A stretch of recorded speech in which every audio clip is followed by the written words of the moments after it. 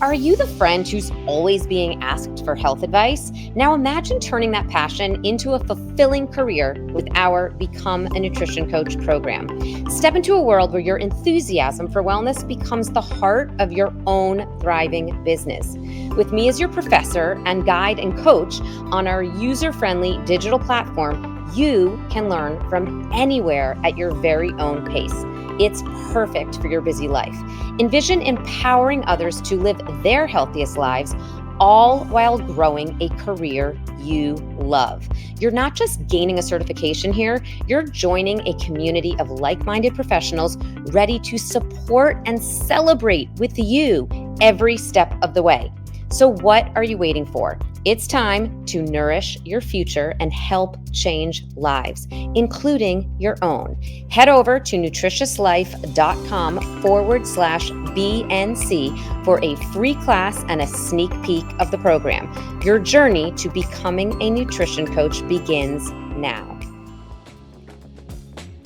Hey everyone, I'm Keri Glassman, your host of the Living a Nutritious Life podcast. And today on the podcast, I have the pleasure of speaking with Krystyna Houser, the brilliant mind behind mBIOTA Labs. After having her third baby, Krystyna started experiencing severe bloating, rashes, and brain fog. She sought medical treatment only to be told her symptoms were mental health or postpartum-related. After refusing to accept those answers, she continued to seek help and eventually was diagnosed with SIBO. Being the fast-paced mom, wife, entrepreneur, and problem solver that she is, Krystyna thought a diagnosis meant a simple solution. However, she soon came to realize that the path to healing was far more complex. Due to the lack of options and poor taste of other elemental diet offerings on the market, Krystyna created mBIOTA Labs to develop scientifically formulated products tailored to address the unique dietary needs of patients grappling with various GI challenges. You can learn more about mBIOTA Labs specifically in the show notes, where there is also a code for you. Anyway, in this episode, we delved into the importance of digestive health and the innovative creation of Krystyna's elemental diet to tackle SIBO. From her struggles with conventional treatments to developing a palatable, effective alternative that's transforming lives, Krystyna's journey is truly inspiring. If you're curious about gut health or just want to hear an amazing entrepreneurial story, this episode is a must listen. As always, please remember to rate, review, and share. Okay, let's do this. Welcome to Living a Nutritious Life. I'm Keri Glassman, a celebrity registered dietitian nutritionist. Join me every Tuesday on YouTube and your favorite podcast platforms as I bring in some heavy hitters to share the latest in nutrition and wellness science. We dive deep into food, sleep, stress, relationships, and so much more. Your weekly guide to a happier, healthier, more nutritious life. Hello, Krystyna. Hi, Keri. Thank you so much for having me. I am so excited that you are on the podcast this week. I'm so happy to chat with you. You have such an interesting journey, and you have such an interesting and incredible company that you've created from your journey. So I can't wait for you to share it with the audience. So let's start with just a little bit of your background, your personal health journey, and then where you are now with mBIOTA. Great. So I am not a nutritionist or a doctor. I never in my wildest dreams would have thought that I would be running a medical food company, but here I am.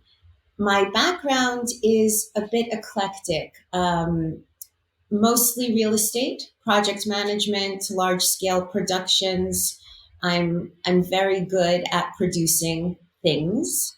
If it's a construction project or books or you name it, I'm very good at organizing the right people together and creating something. I've always loved to create things and build businesses.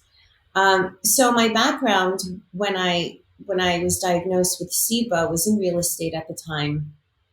And, like so many moms out there, I was for me, it was during a tough time. I had I just just had I just want to interject for 1 second in case someone listening didn't understand what you said there, because I don't know that everyone is familiar with SIBO. So Krystyna will get into what SIBO is more, but just so anyone listening heard that and you want to know, she said SIBO, that's SIBO. I just want to make sure that people understand what we're talking about. yes, sorry. No, that's I okay. should, That's I okay. should probably backtrack a little bit. So I was working in real estate, busy mom. I had two kids, and then gave birth to my third daughter, my third child, and via C-section. I came home from the hospital and realized that I left the hospital with a parting gift of MRSA, which then led me, to many infectious disease doctors and very strong antibiotics. And thankfully for modern science and antibiotics, I became well again and it saved my life. But on the flip side, it completely annihilated my GI system. Mm-hmm. And I started developing all sorts of GI symptoms, but also including brain fog and rashes on my face, which just weren't, explainable. I went to every specialist you can imagine. I went to a dozen GI doctors. It took 2 years and countless doctors for everyone to just say it was in my head. This infuriated me. It Yeah. then fueled my passion to figure out what was wrong. I'm quite a defiant person by nature.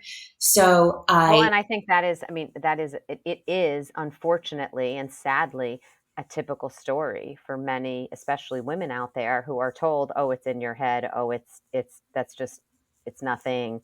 You're making that up. Like, and it's terrible. yeah, three GI doctors wanted to put me on an antidepressant. Yeah. Oh, terrible. So long story short, 3 years, 2.5 years of misdiagnosis, I finally went to get a facial. And my friend and facialist looked at me and said, Krystyna, this rash on your face has nothing to do with your skin. On paper, I was the healthiest person imaginable. At the time, I was probably vegan, juicing every day, drinking gallons of water, Mm-hmm. exercising. You could not say that I wasn't healthy, but at the same time, my blood work came back as if I was I had malnutrition. My Mm-hmm. doctors couldn't figure out why my numbers were so low, and it was because I had a GI disorder. Right. You But weren't absorbing nutrients. So you were eating all this good food, but your GI tract wasn't doing what it was supposed to do. exactly, but I'm getting ahead of myself. I went to my facialist. She saw Yeah. this rash, and she sent me to a Eastern Western doctor, Dr. Frank Lipman in New Mm-hmm. York. Yeah, of course. I love Frank. I love Frank too. He runs the well and, Yeah. wonderful guy. He took one look at my eyes, one look at my tongue, and said, I bet you anything you have SIBO. And Mm. I never knew what this disorder meant. And it's Mm-hmm. exactly what the acronym stands for: small intestine bacterial overgrowth. Mm-hmm. So essentially, there's too much bacteria in your small Mm-hmm. intestine, and it coats the entire intestine and doesn't allow nutrients to get through. It just creates a barrier. So he told me to get tested with my at my GP's office, which I did. Came back positive for SIBO. Um, And I'll just mention there too, for just so anyone curious about that, in terms of testing, it's a really easy test. so Just easy. it's a breath test. It's a very easy test to do. So just Yeah, for anyone who might have ever thought that they might have SIBO, you just get tested. It's an easy test. yeah. And now there are at-home tests. You Mm-hmm. have to go into Exactly. the doctor's office. Exactly. It's much easier. There's a wonderful company called Trio Smart that provides at-home tests for anyone Mm-hmm. that's interested. But anyway, I Okay. get tested. I go to see Dr. Mark Pimentel and Ali Razai at Cedar Sinai because my Mm-hmm. GP recommended them, and they are at the forefront um, of motility research and microbiome health. So luckily, I was fortunate enough to travel to LA at the time. I lived in New York, And I ended up seeing Dr. Ali Rezai. And I said to him, okay, it took me 2 years to figure out what's wrong with me. I don't have time to keep going Right. down this path. I have Right. 3 kids. I'm not going to come fly across the country to see you every 3 weeks. Tell me the most efficient Yeah. thing that will eradicate this immediately. Like, I will do anything. Right. And so he Right. So at this point, you're probably just so happy that you had a diagnosis, that you knew, okay, it's SIBO. That's what it is. But then you're like, but now it's been 2 years. I need to solve this. yeah, and quickly, Yep. because these kids are not going to, stand around and wait for me to figure this out. So he told me that the best and most efficient way to eradicate SIBO was an elemental diet. Hmm. And he said, well, there is a catch to it. The taste is absolutely foul. And I rolled my eyes and I thought, okay, I'm a pretty determined person. I've been on every cleanse and fast and diet and you name it. I Yeah. can I handle. can do this. I I can can do this do. elemental diet. Wait, do you want to actually, just for a moment though, do you want to explain what an elemental diet is for people? Sure. It is liquid nutrition. Essentially, it's feeding tube liquid. Right. So it's the nutrients broken down so they're more easily absorbed. So just as an example for people, protein, we know protein is made up of amino acids. So when protein breaks down, when you're digesting it, you're breaking it down into amino acids so that then they can be absorbed by your GI tract. So in this case, an elemental type of a diet, you're actually eating food that is already broken down into the components that can be absorbed. Yeah, it's perfect nutrition in its most basic form, Mm-hmm. but it is a liquid diet. And quite daunting. He recommended that I do it for 3 weeks because my SIBO was severe at the time. And I rolled my eyes and thought, okay, how bad can this possibly be? I get home, I ordered it, and I'll never forget it. My husband was making me a shake, made the first shake and vomited just by smelling it. I mean, it's that hard to ingest. It's not the main I don't want to say competitor because we're a bit different, but the main elemental diet out there was never intended to be ingested orally. So no one ever really thought about the taste profiles or masking amino Right. acids, which taste Right. terrible. Right. It's meant to be in a in a feeding tube in a hospital, or Correct. not necessarily in a hospital, but in a feeding through a feeding tube. Correct. So I look at him, he's vomiting. I'm starting to get really stressed out. I don't blame you. That's not exactly the reaction you want when you're about to consume something, smoothie or food. You don't really want someone preparing it for you vomiting from the smell of it. So, not a great reaction. It was Okay. not it was not a great start. But Yeah. as I said earlier, I'm a pretty determined person Yeah. and wanted to do anything to get rid of Yeah. this disorder causing me so much pain. So I did it. I drank it for 3 weeks. My symptoms got better. The thing about elemental diets is that sometimes they completely eradicate the issue, whatever disorder you have, but often it just brings symptoms way down. And if you haven't eradicated the primary disease state in your body, SIBO is a secondary disease state, usually a symptom of other things going on in your body, then it will just keep coming back. And in my case, it did keep coming back. So I had to do the elemental diet 4 times in one Oof. week. But Wait, then four times in how long? And what time period? about 18 months. Wow. Okay. But then it's been completely eradicated ever since. Okay. So, Wow. so I never went on an antibiotic. I never, and particularly because I don't know, my gut told me, how can antibiotics help if antibiotics gave me this disorder in my particular case? It just Right. didn't make sense to me. I've always loved, I've always dabbled with a little bit of Western and Eastern medicine. Mm-hmm. Mm-hmm. I'm not a full believer in each, but I think there's a place for both.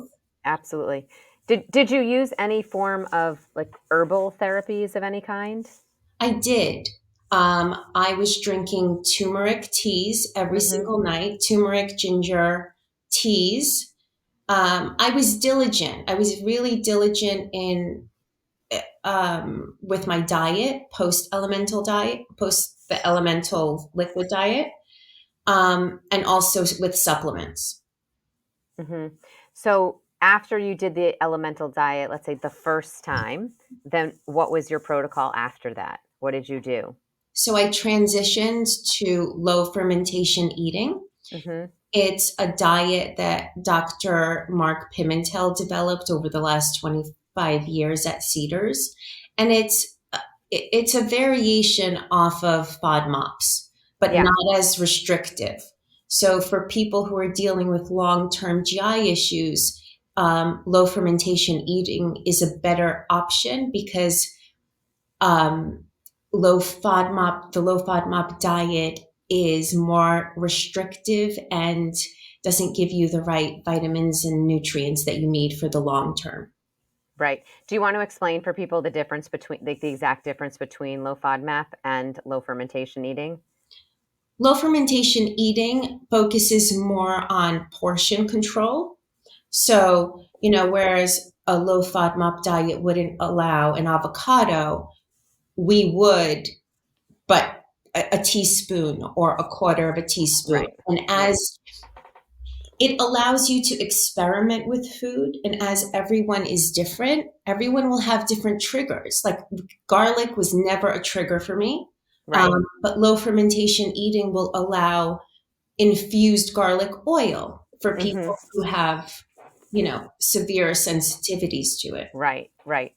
And for some people, starting with a low FODMAP diet is a great place to start when they've had these issues, and then to add, and then they go on to adding other things in.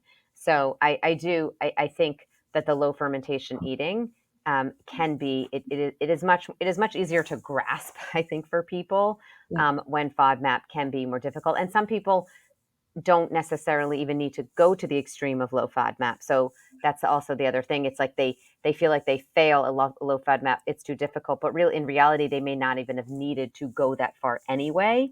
So it's a good in between, I think, for many people. And I of course, agree. it's always individual. Yeah. Yeah. There's a place for both. Yeah, absolutely. Okay, so you started doing that. And did you feel better after the first one, and then it just came back, and you had to do the elemental diet again? Like, what happened? Correct. My symptoms just slowly came back. What were your symptoms? My extreme bloating, Okay. I would be one size when I started a meal and look 8 months pregnant when I was done. I mean, it was a significant um, Okay.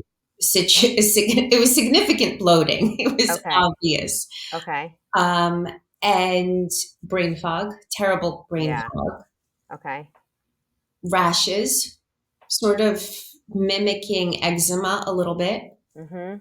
You know, I mimicking anti-inflammatory disorder. Mhm. Those were really my only symptoms. The problem was that they were extreme. Right. Right. I got it. And for people out there listening that are, maybe thinking, do I have this? Do I have SIBO? There are many digestive symptoms, and then there are many non-digestive symptoms. So, like for example, for you, bloating was a digestive symptom, but then you also had the rash, which was a non-digestive symptom. Brain fog was a non-digestive symptom. So it sounds like you really only had one digestive symptom, even though this is a digestive disorder. Yeah. And, motility was a problem. Lots of Mm-hmm. people who have SIBO are either constipated or have loose stool, depending on the type. Um, Mm-hmm. it's interesting because SIBO can be caused by so many different things. You have food poisoning is the number one way that people get SIBO. Another big reason is medication that slows down motility. So Mm-hmm. anytime you have a situation where the motility has slowed, those digestive waves have slowed, it gives your body an opportunity to grow excessive bacteria in your intestines.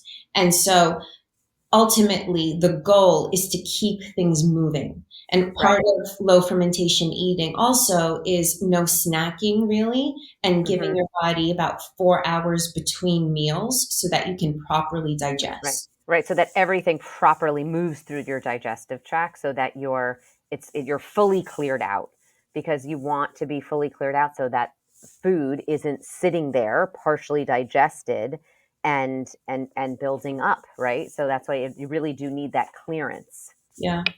Yeah, it's slightly worrying when you think about how many people are on GLP-1s for weight loss, because essentially Mhm. that just stalls digestion, Mhm. and food just sits in your stomach and your gut. I'm Mhm. a huge. I think the drug is amazing in many cases, but for people trying to lose 5 or 10 pounds, it might not be worth the side Well, effects. it's like anything else, right? There's a balance. Like you don't want food to move rapidly through your GI tract, and you don't want it to move at a snail's pace. Okay, so let's go back. Let's go back to though again. So you did the elemental diet, then you went on the low fermentation diet. What happened next? So then your symptoms started coming back. You decided to do the elemental diet again. I guess I feel like I was a bit of a guinea pig for Dr. Razai Okay. at times. But I did the diet again, and my symptoms decreased once again. But about 4 months post treatment, yet again my symptoms came back.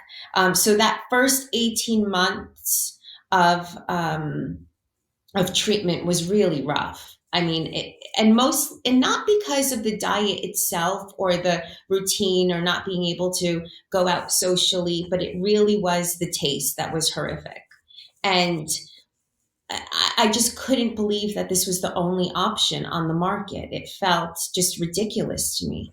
Were you so frustrated, feeling like this is never going to go away? Yeah, it was horrible. It was horrible. I couldn't really care for my kids. Your elemental diets, as we said earlier, are perfect basic nutrition.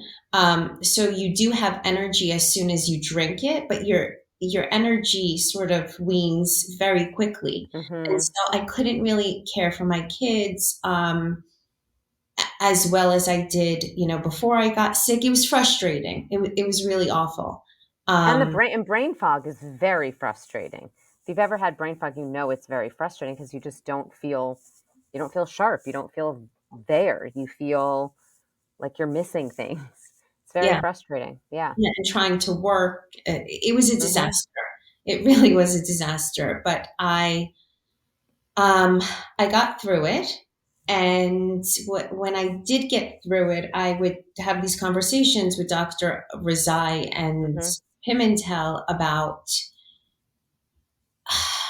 how we could mask the current elemental diet for people. And I was tinkering at home and adding caffeine and adding various sweeteners, and probably in my last round of the elemental diet. And that's when I started fantasizing about creating a formula that actually tastes palatable.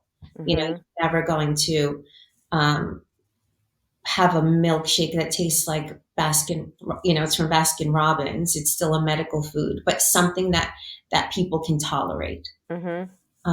So that was about 7 years ago now.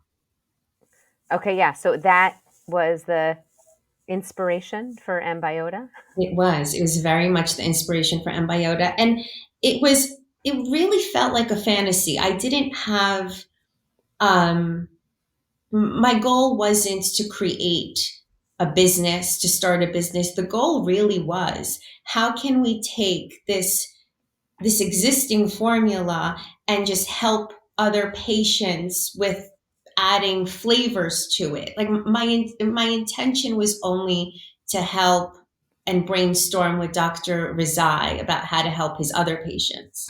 And that's really how all of this grew and turned into what it is now. Wow. Okay, so tell us a little bit about mBIOTA.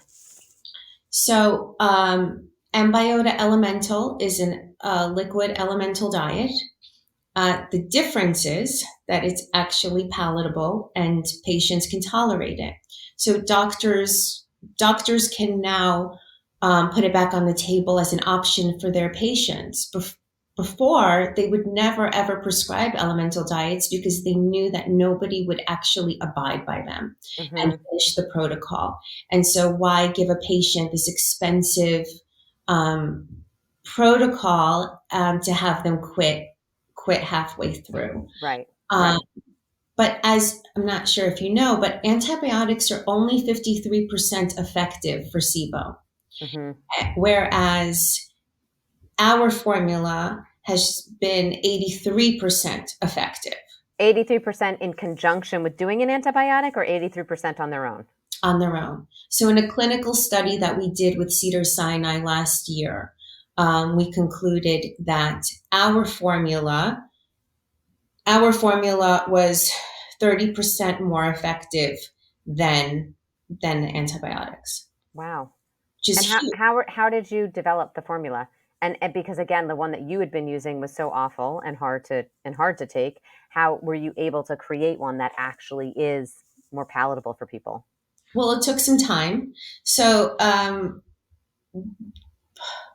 when I started thinking about this, I actually was writing a cookbook for Dr. Ali's patients that turned Mm-hmm. into something that I actually published. Mm-hmm. So I'm a cook. I love cooking, and my intention for that book was to give mostly um, women suffering with GI issues recipes that not only they could enjoy, but their friends can enjoy, their children can enjoy, so they're not sitting there and cooking 4 meals every night, Right.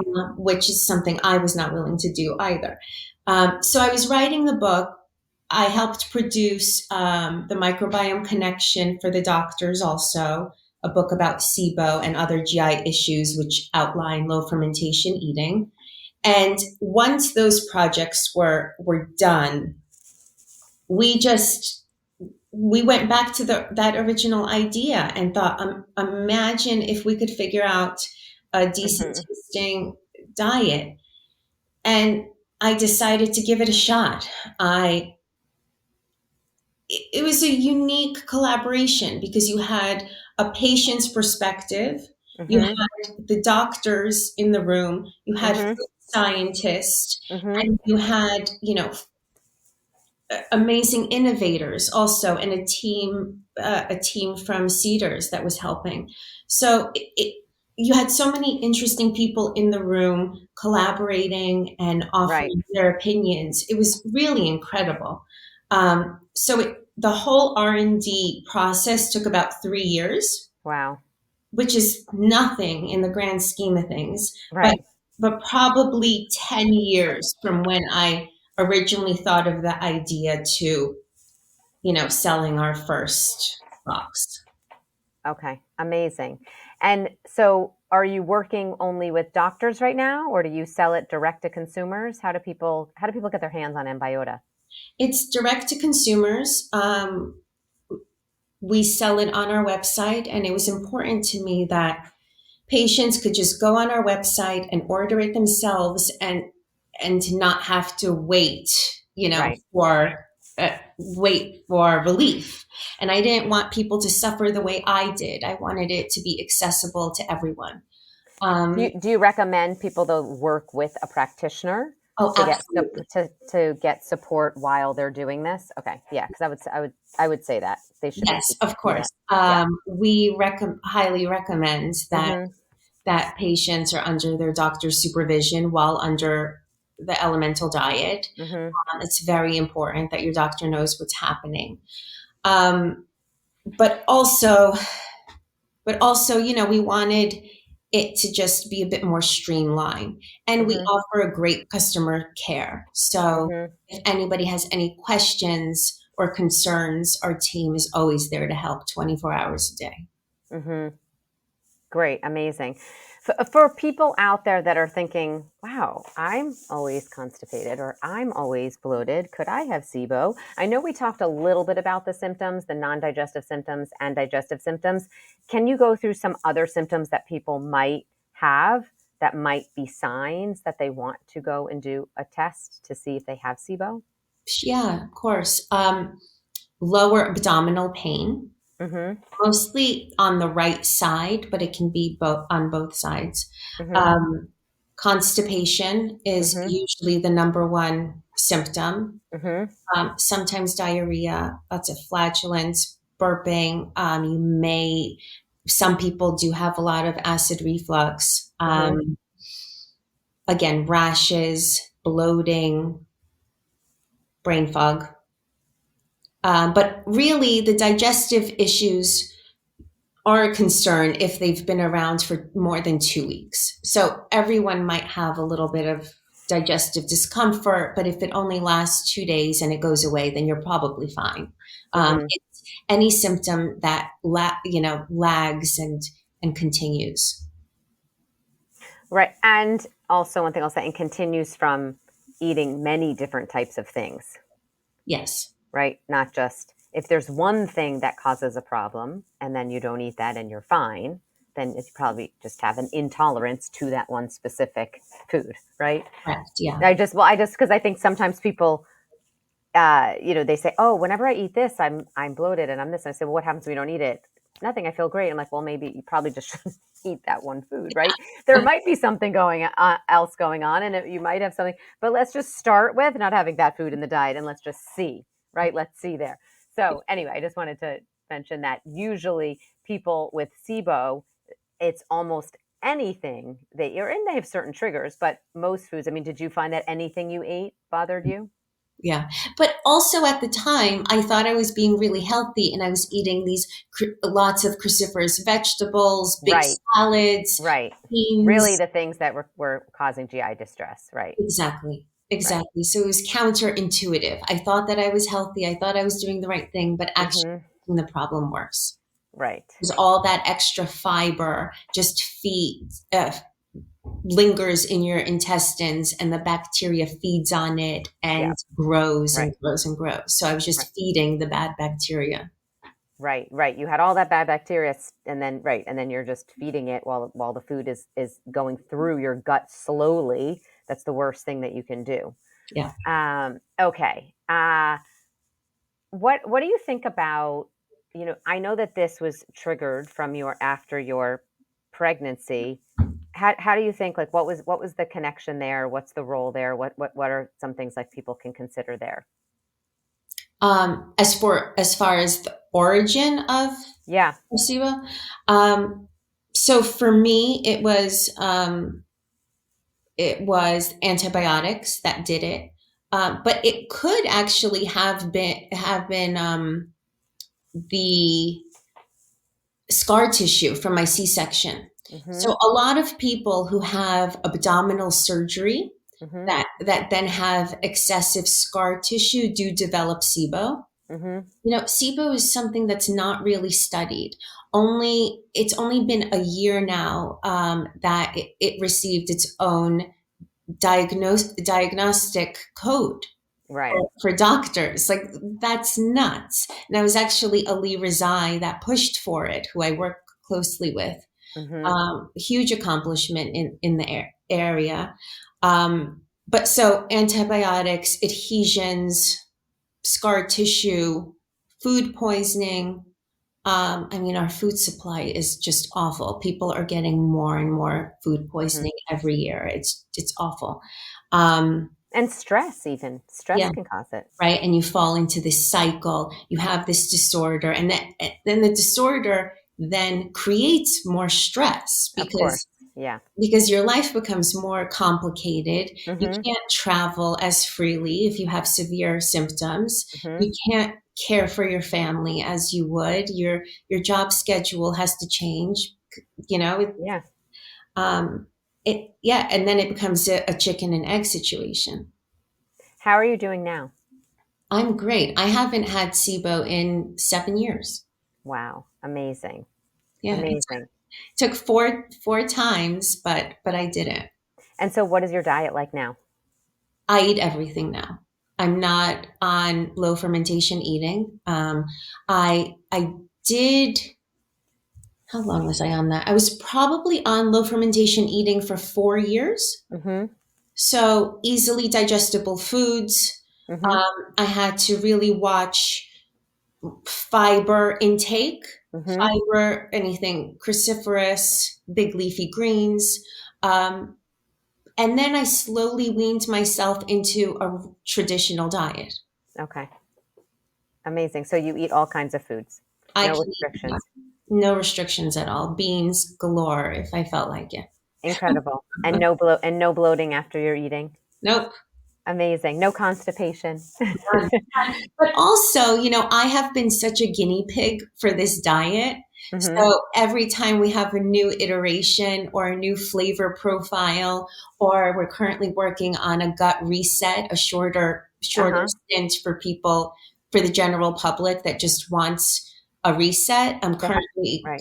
going to go on one next week. So who knows? I'm always tinkering with elemental diets. Well, you're trying out your products. You've got to do that, which leads me to my next question, I guess. What's going on with mBIOTA? So you've got this SIBO elemental diet for people to be able to have something that's healthier, or I shouldn't say healthier, more taste better is really the word I'm looking for. Just something that tastes better and is equally healthy and gut supportive for them and their condition. And then what else is going on at mBIOTA? Well, before I answer that question, we didn't even touch on all the other disorders that elemental diets help. Oh, So let's do our it. our main, the most surprising thing, or information that we or data that we have been dissecting is around Crohn's disease. Mm, Lots of Crohn's patients have seen a lot of their symptoms really decrease, which has been huge, and so incredible to watch people get their lives back. I mean, as you know, some Crohn's patients are just really in a debilitated VIP state, so it's been amazing to be able to help them. Um, we have learned that the formula just decreases inflammation at a mm, drastic rate. So people with autoimmune disorders have been benefiting from it. It is decreasing visceral fat by 12% and maintaining those numbers, moving forward even after people stop the diet. So we're still exploring all of the amazing information that has come out of the study. do you think that's because of the hormones in the gut that Yeah, come out of the gut? Is that yeah, okay? possibly. We're currently working with an obesity clinic. We are currently working with lots of institutions that are preparing to study our product on different disorders, on celiac at the Mm-hmm. moment as well. So the study really did open up all these other areas of medicine that we think we can get into. So there's a lot in store for mBIOTA. Currently, our main focus was SIBO patients because I was a SIBO patient. But now we're seeing that so many other people can benefit. So we're working on different flavor profiles right now, even a better 2.0 version of our current product that will taste even better. We are working on 8-day gut reset for anyone that just needs Mm-hmm. a reset. And what else are we working on? We have nutritional bars in development. And my CEO and CFO are constantly telling me to slow down and stop innovating. So there's no shortage of ideas, and there's lots to come. Yeah, well, you're doing some incredible things, and I know there's so many people out there that are going to be forever grateful for the products that you have put out there. You're really doing an amazing job.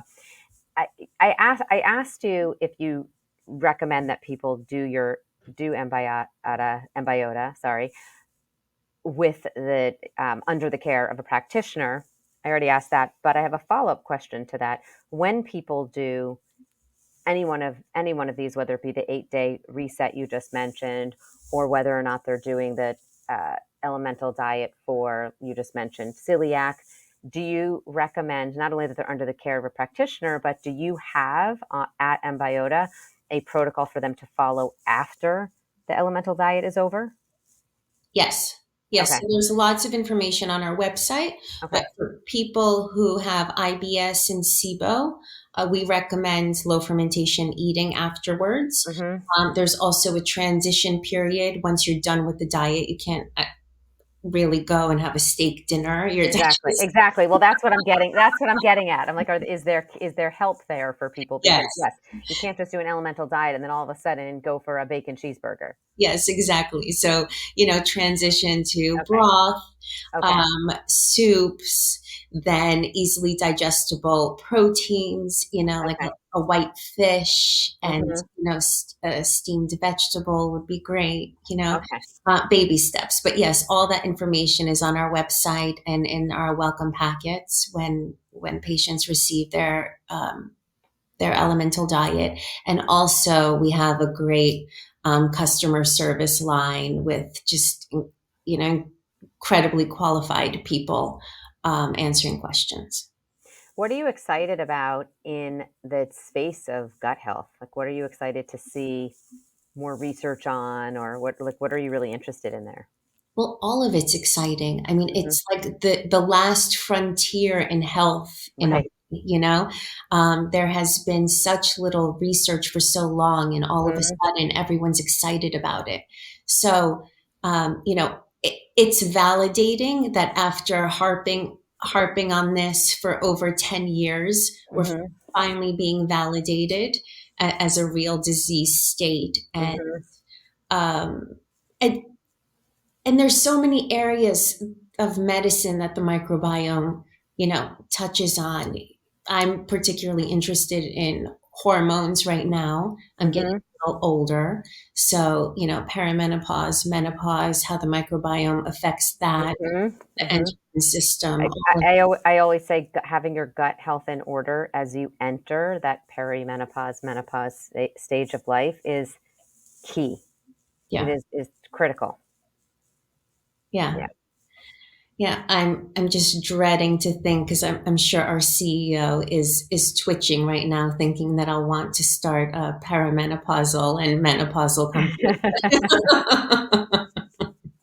Slow down, Krystyna. No, it's all good. Yeah. We love it. Love people innovating like yourself. It's amazing. You're helping so many people. It's fantastic. Okay, so my last question for you is, um, and I'm so happy that you're so healthy and doing so well right now. So now that you are in this healthier state, what do you do on a daily basis to live your most nutritious life? What ignites that nutritious life for you on a daily basis? Well, every morning I start with a liter of water. I'm I make sure that I have at least 3 liters of water a day. I work out most days, almost every day. I need to sweat a little bit. So as long as I'm moving and drinking water, I feel like everything else falls into place. Amazing. I love it. I love it. Thank you so much for being on here. Oh So my happy to have you. Thank you so God. much. Thank you for having me. It was great.